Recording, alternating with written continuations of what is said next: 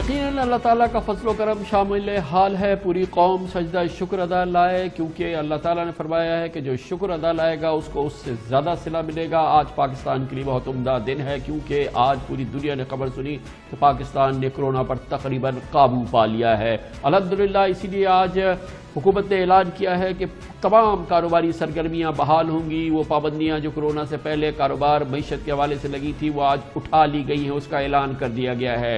बहुत ही उम्दा दिन है और आज कौमी मुफाहमत, कौमी इश्तराक अमल की भी बहुत ही शानदार मिसाल नज़र आई।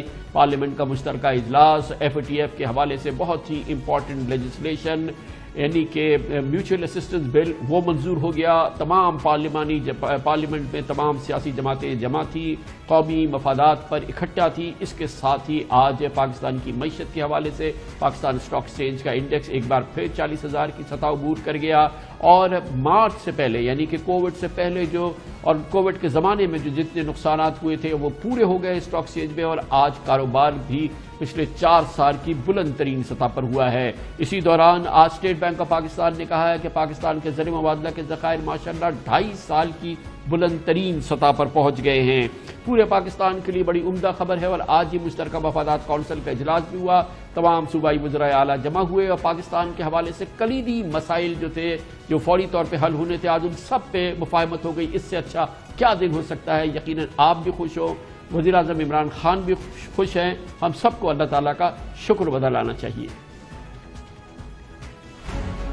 अल्लाह का खास करम यह है कि हम अब समझते हैं कि हम जो भी हमने कदम उठाए, आज पाकिस्तान उन चंद मुल्कों में से है जिन्होंने जिस तरह की ये वबा फैली थी जिसने उसके ऊपर काबू पा लिया। स्टॉक मार्केट ऊपर चले गई है, बाहर से सरमायाकारी शुरू हो गई है। इन शॉर्ट पाकिस्तान सही रास्ते पे लग गया है, हमारा रास्ता ठीक हो गया है। अल्हम्दुलिल्लाह आज पाकिस्तानियों ने ये खबर बहुत ही इत्मीनान से अल्लाह ताला के शुक्र के साथ अदा की कि पाकिस्तान में कोरोना के 91% मरीज शिफायाब हो चुके हैं। गुज़िश्ता रोज़ 15,000 टेस्ट हुए थे, 727 नई मरीज सामने आए थे, यानी इन्फेक्शन रेट अब 22% से कम होकर महज 2% पर रह गया। अल्लाह ताला का लाख लाख शुक्र एहसान है।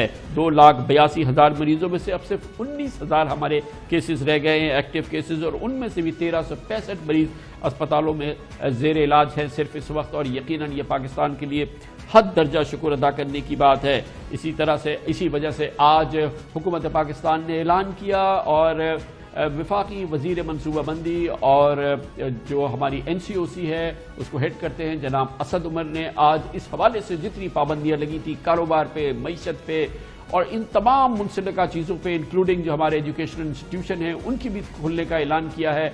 और ये एक बहुत इंपॉर्टेंट दिन है। कोरोना के मरीज कम हो रहे हैं, कोरोना पे हम काबू पा रहे हैं और ये तमाम पाबंदियाँ जो हैं आज इनके उठने का ऐलान हुआ है माशाअल्लाह।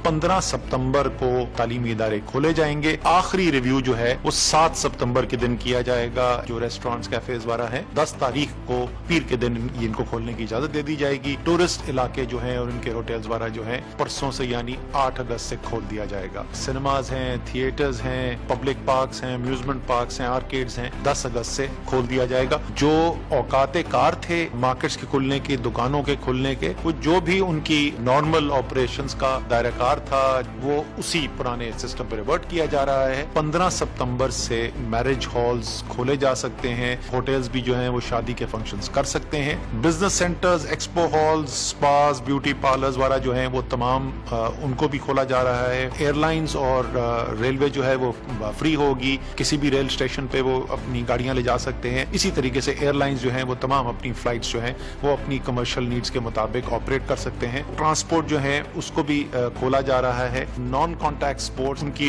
इजाजत दे दी जा रही है, इवेंट्स भी ऑर्गेनाइज किए जा सकते हैं, लेकिन ऑडियंस के बगैर इंडोर स्पोर्ट्स क्लब्स और इंडोर जिम्स जो है खोलने की इजाजत दी जा रही है। मज़ार हैं उनको भी ऑपरेट करने की इजाजत दी जा रही है, खोला जा रहा है।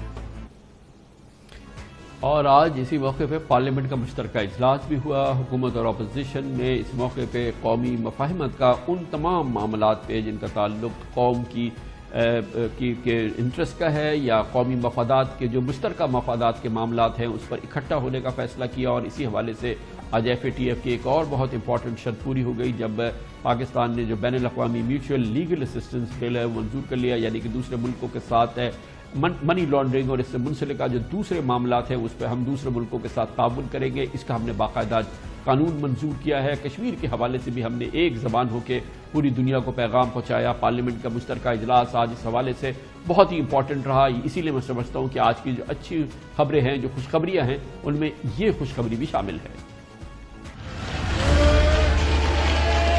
Bill to enact a law for mutual legal assistance in criminal matters, Bill 2020, has passed by the National Assembly and not passed by the Senate. All those in favor say aye. All those who say no, I think ayes have it. Consequent, the motion is adopted. Consensus ہمارا Peoples party نون league والوں سے ہوا ہے۔ On national issues ہمارے اندر جتنے بھی اختلاف ہوں، this nation is one. اور ہم ایک زبان سے بات کریں گے۔ All those in favor say aye. All those against say no. I think ayes have it, and consequently the amendment is adopted. ایک اور آج کی بڑی شاندار خبر جس کا تعلق معیشت و کاروبار سے ہے۔ 21 فروری یعنی کہ تقریباً 5.5 ماہ بعد اسٹاک پاکستان اسٹاک ایکسچینج کا انڈیکس 40,000 کی سطح کو اس نے عبور کیا۔ 25 مارچ سے اب تک اسٹاک مارکیٹ 48% بڑھ چکی ہے۔ اس سے اچھی کیا بات ہو سکتی ہے، کیونکہ یہ ترجمانی کرتی ہے، عکاسی کرتی ہے ملک میں کاروباری انٹرسٹ کا، کاروباری جو لوگوں کا اعتماد ہے اور جو بہتری آ رہی ہے۔ آج تقریباً 82.5 کروڑ شیئرز کا کاروبار ہوا، یعنی کہ بہترین زبردست گہما گہمی ہے اس پورے حوالے سے، اور یہ 10 سال میں سب سے زیادہ کاروبار ہے جو اس لیول کے کاروبار ہوئے۔ 10 سال میں صرف 4 بار اس طرح کا کاروبار ہوا ہے۔ اسی دوران اسٹیٹ بینک آف پاکستان نے اعداد و شمار جاری کیے ہیں کہ پاکستان کے زر مبادلہ کے ذخائر ماشاءاللہ اب 2.5 سال کی بلند ترین سطح پر آ گئے ہیں۔ 19 ارب 96 کروڑ ڈالرز کے اس وقت مجموعی ذخائر ہیں، یعنی کہ ہمارے روپے کی شرح بھی مستحکم ہے۔ آپ کے علم میں ہے، کل خبر آئی تھی کہ پاکستان کی ایکسپورٹس خاص طور پہ بڑی ہیں۔ وہ جولائی کے مہینے میں پاکستان کے ریونیوز میں بہت بڑا اضافہ ہوا ہے جولائی کے مہینے میں، تو اس سے زیادہ خوشی کی کیا بات ہو سکتی ہے؟ اور جب اتنی خوشی کی بات ہو، اس کا مطلب ہے اللہ تعالیٰ کا فضل اور اس کا کرم شامل حال ہے۔ ہم سب کو مل کے سجدہ شکر بجا لانا چاہیے اللہ تعالیٰ کا، کیونکہ یہ بہت ہی کنسالیڈیٹڈ اور بہت ہی بہتر صورتحال میں ہمارا ملک آگے بڑھ رہا ہے الحمدللہ۔ اس پر بات کرتے ہیں اور اس کے لیے آج کی تمام مجموعی صورتحال پہ بات کریں گے۔ ہمارے ساتھ موجود ہیں وفاقی وزیر اطلاعات و نشریات سینیٹر شبلی فراز۔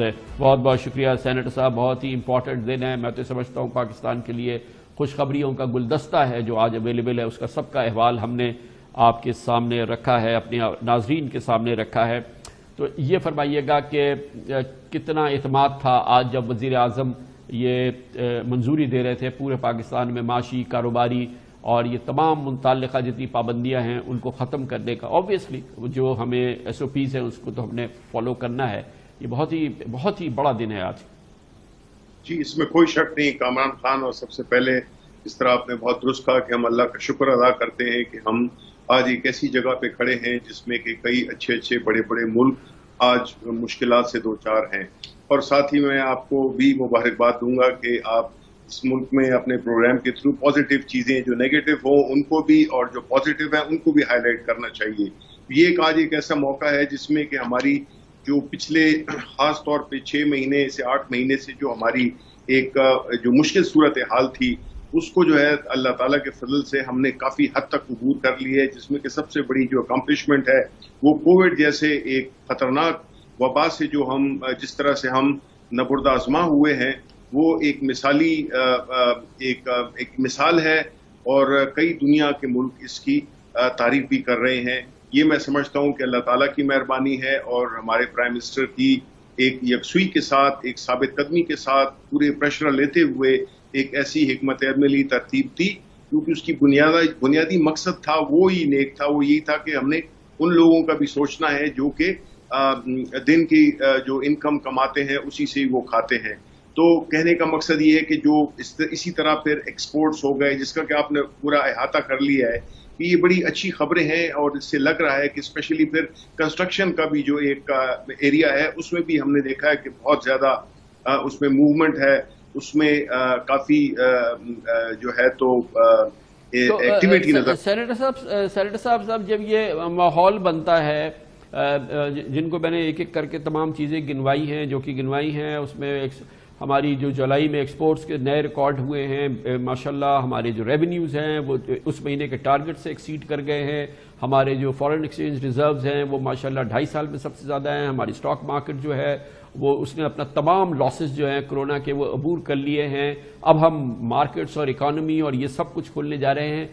یہ بڑا ایک اسی لحاظ سے ایک ٹیسٹ بھی ہے، حکومت کیسے اس سچویشن کو کنسولیڈیٹ کرتی ہے اور اس کو کیسے آگے بڑھاتی ہے اور اس میں پھر مزید بہتری پیدا کرتی ہے۔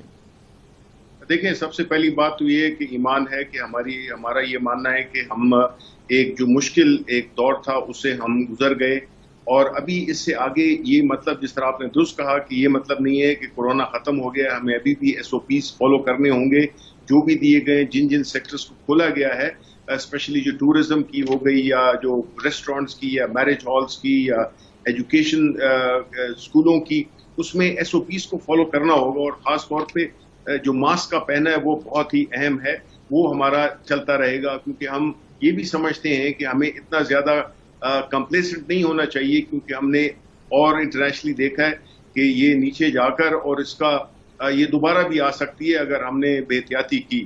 تو ہم اللہ سے یہ امید کرتے ہیں کہ یہ اس امتحان سے ہم گزر گئے ہیں، لیکن اس میں ہم بے احتیاطی نہیں کریں گے، اور اسی طرح ہم جس طرح عید میں ہم نے دیکھا کہ ایک پازیٹیو پچھلی عید سے کافی بہتر کمپلائنس تھی جتنے بھی SOPs کے تھے، تو اب ہم چاہتے ہیں کہ جی اس ملک کو آگے بڑھنا ہے، اس ملک میں سب نے اپنا حصہ ڈالنا ہے، جہاں تک اکانومی کا تعلق ہے، اس ملک کی ترقی ہے، اس ملک کی فارن پالیسی ہے، اس ملک کے جو بھی مشترکہ جو مسائل ہیں، جس طرح کہ آپ نے کور کیا کہ جو آج کونسل آف کامن انٹرسٹ کی میٹنگ ہوئی، اس میں بھی بڑا اچھا ماحول دیکھنے میں آیا، اور جو کچھ جو پینڈنگ ایشوز تھے وہ بھی ریزالو ہوئے ہیں۔ تو مقصد یہ ہے کہ اگر ہم مل جل کر اور ایک پازیٹیو فریم آف مائنڈ کے ساتھ اپنی حصہ ڈالیں تو یہ ملک بہت آگے جا سکتا ہے۔ اور میں یہ کہوں گا، یہ نہیں کہ میرا تعلق PTI سے ہے، میں تو یہ سمجھتا ہوں کہ جو پرائم منسٹر ہیں ان کی نیت ٹھیک ہے، وہ محنت کرتے ہیں، وہ غریبوں کا سوچتے ہیں، اور ہم یہ سمجھتے ہیں کہ جو بھی جب اللہ تعالیٰ کے بندوں کا سوچے گا